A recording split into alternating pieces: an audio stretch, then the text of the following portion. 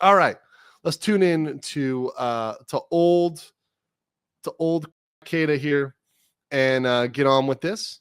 So let me pull up first here, and also this is courtesy of Breaking Baldo News. We've got the comments by Nick. So listen up to this. I just want to remind the entire internet that Aaron goes to my Kiwi Farms thread and then jerks off right after reading it.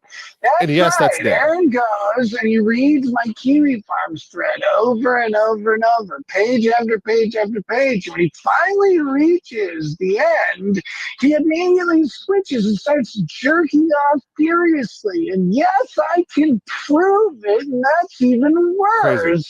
This poor bastard. I can prove that Aaron Imholt thinks about Nick Rekieta and reads about him and then jerks off. And that's what he wants to do. Hold on. What a cock. You can prove he reads your Kiwi Farms thread and then jerks off. Yes, I could do it. It's funny. How do you prove that? He's got video of it, I'm sure. What?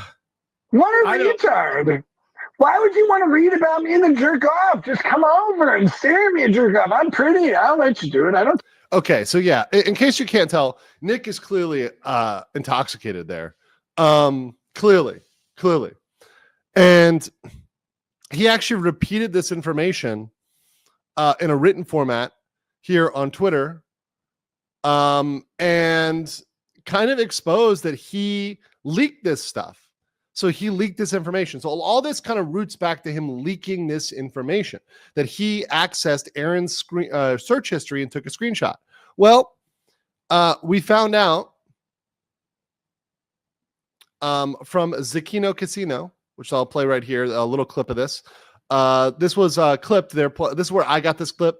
This is Alyssa clipping the casino, talking about Melton. So we got kind of a little sphere here. But let's play this and hear the confession. Wow, one of the shoes has dropped. Nick Rekieta has access to Aaron's Google account. And Aaron is finally... So there it is. You get the confession that that he used his search history, right? Which is a crime. So that actually exposed that Nick put himself into a pretty criminal situation here, both with messing with data, right? Accessing data he didn't have access to. And there's a lot of different statutes he could be brought up under that. Actually, computer and identity related fraud and theft, right? Could be 18 USC 1028. And there's a lot of other statutes as well that deal with accessing information that you shouldn't have access to, right? So that's a whole rabbit hole. Once again, too, we are relying on that information being true and accurate, right? And what Melton's saying being true, what's Nick saying being true, but assuming that is true, because it does sound like they're gloating about what they did, which is criminal. Beyond that, one of the more important things that we have here, which a lot of people are losing in the sauce, it's witness tampering. So we have computer crimes, right? That's another problem we have. But we've got witness tampering. So here's the Minnesota statute.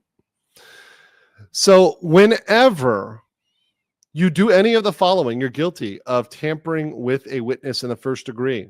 Let's look at this. To intentionally prevent or dissuade or attempt to prevent or dissuade by force, means of force or threats to any person or property, a person providing information to law enforcement concerning a crime, right? So you've got a lot of that in here, right? Also, in retaliation against a person summoned as a witness or who's testified. Also, it doesn't need to be even going down into like second and third degree, right? It can be any act. It opens up to broader to any act. So it's not just force or threat of force, right? So at least you'd have something like third degree, right? This is a lower degree. So third degree you have here, intentionally preventing, dissuading, or intentionally attempting to prevent or dissuade by means of intimidation. So threatening to expose someone's history, their private sexual stuff, would definitely be a means of intimidation. We've got more. So I believe this is it. Oh, yeah, here we go. From Breaking Baldo News here still. Premeditated intent to engage in a conspiracy to distribute confidential information gained by illicit means. Let's see what we got here. It's been very misleading on purpose. Nobody knows shit. So he's implying that, the thing is, he thinks this is all cool. It's in his Discord, I think. But the thing is,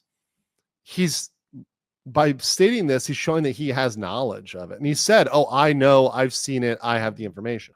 Literally, Aaron has been getting legal advice from Sean, and Nick could watch it all. But if he was, then this is a confession that Nick was interfering on confidential attorney-client conversations, right? This is literally snitching on himself.